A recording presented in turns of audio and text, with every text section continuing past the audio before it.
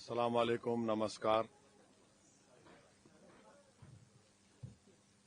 अस्सलाम वालेकुम, नमस्कार। आपका बहुत बहुत शुक्रिया पत्रकार संघ का कि मुझे यहाँ पर बुलाया गया है। मेरे लिए बड़ी फ़ख्र की बात है कि 80 साल से ज़्यादा पुरानी पत्रकार संगम ने मुझे यहाँ पर आने की दावत दी। मैं शुक्रिया अदा करता हूँ।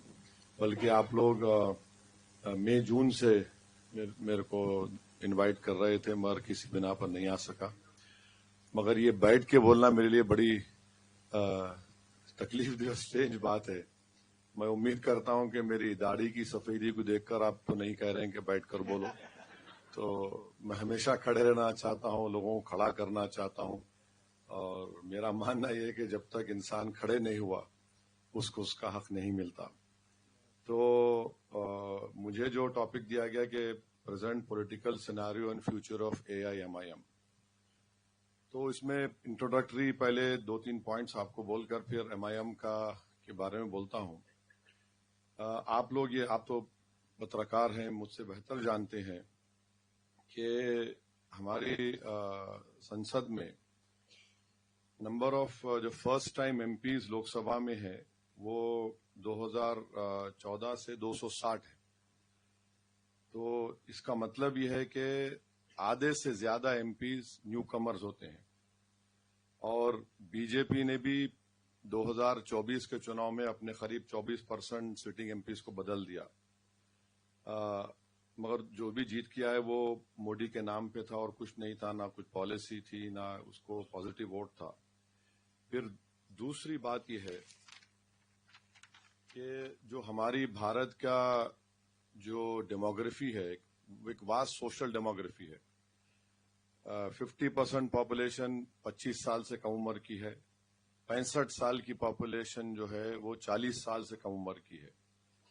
ये जो डेमोग्राफिक डिविडेंड पॉपुलेशन का भारत के पास है, विश्व में किसी देश के पास नहीं है।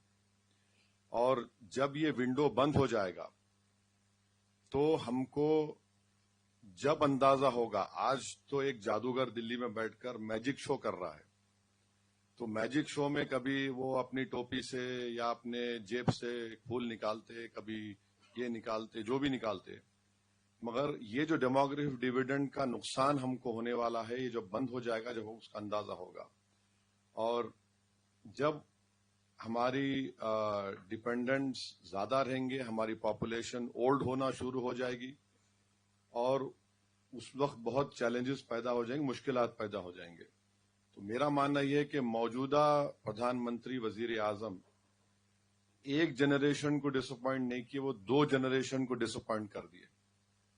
एक तो मिलीनियल है जिसकी बुनियाद पर वो जीते 2014 और 19 में, और एक जनरेशन Z है तो जिसमें ओल्डेस्ट पॉपुलेशन होगा, ओल्डेस्ट एज होगा 30 साल का। तो ये 2 जनरेशन, मिलीनियल जनरेशन और जनरेशन Z, ये इनको ज्यादा नौकरी मिलना था, अच्छी तालीम, एजुकेशन मिलना था, और एक रीजनेबल लेवल का स्टैंडर्ड ऑफ लिविंग मिलना था। ये तीनों चीज में ये जनरेशन को ये फायदा नहीं हुआ। अब आप ये भी देख लीजिए कि 25% भारत का जो यूथ है उनको एजुकेशन कुछ नहीं मिला। 25% ना उनको एम्प्लॉयमेंट मिली, ना ट्रेनिंग मिला। तो ऊपर से इनको एक फ्रस्ट्रेशन है पेपर लीक का। अभी आप देखिए उत्तराखंड में पेपर लीक हुआ। अब क्या उन पे गुजरती होगी, उन बच्चों पे जो गरीब परिवार से आकर क्या क्या तैयारी करते, वो इंस्टीट्यूट को जाते, यहां जाते। फिर मिसगवर्नेंस है। और ये जनरेशन, दोनों जनरेशन क्या देख रहा है? ये देख रहा है कि पेपर लीक देख रहा है, ब्रिजेस टूट रहे हैं वो देख रहा है, फ्लड्स का मिसमैनेजमेंट देख रहा है, भ्रष्टाचार देख रहा है, और सबसे बड़ी चीज एक अनरेस्पॉन्सिव गवर्नमेंट है। तो वो ये भी देख रहे हैं कि दौलतमंद हो जा रहा है, और इतना वेल्थ इनइक्वालिटी है देश में कि शायद अंग्रेजों के जमाने में भी इस तरह की वेल्थ इनइक्वालिटी रही होगी। और ये जो दौलतमंद, जिसको अपन अंग्रेजी में मैं कह सकता हूं कि रिच बॉयज है, ये किसी को टक्कर भी मार सकते, और मारकर जान भी ले सकते, उनको बेल भी मिल जाती। और ये जो रिच बॉयज है, जो रेपिस्ट हैं, कन्विक्टेड हैं, मगर उनको बेल दी जाती है संस्कारी के नाम पे। तो कॉमन आदमी को बेल नहीं मिलती और उनको 5-5 साल जेल में रहना पड़ता।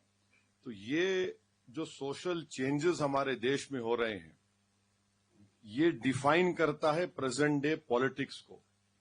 और मुझे यकीन है कि ये ज्यादा दिन चलने वाला नहीं है, क्योंकि बीजेपी, आरएसएस या संघ परिवार जो है, ये मिलेनियल जनरेशन को, जनरेशन जी को एक काम पे लगा दिया, तुम गौरक्षक बन जाओ और तुम्हारा काम एक ही है कि तुम हर चीज के लिए सबसे बड़ी माइनॉरिटी मुसलमान को ब्लेम करो। एक वक्त आएगा जब ये लोग बूढ़े होंगे, तब उनको ये मालूम होगा कि असल दुश्मन मुसलमान नहीं थे, बल्कि वो लोग थे जिनको हमने सत्ता दी थी। तो और फोर्थ पॉइंट ये है कि मुसलमान यंगेस्ट रिलीजियस कम्युनिटी है देश में, यंगेस्ट रिलीजियस कम्युनिटी है और पोरस भी है, और इनका कोई रिप्रेजेंटेशन हायर एजुकेशन में नहीं है। हायर ड्रॉप आउट रेट्स है, बाज स्टेट्स में तो दलित आदिवासी से ज्यादा उनका ड्रॉप आउट रेट है, इस समाज में सैलरीड एम्प्लॉयज बहुत कम है। बहुत से मुसलमान सेल्फ एम्प्लॉयमेंट में है और रेगुलर एम्प्लॉयमेंट इनके पास नहीं।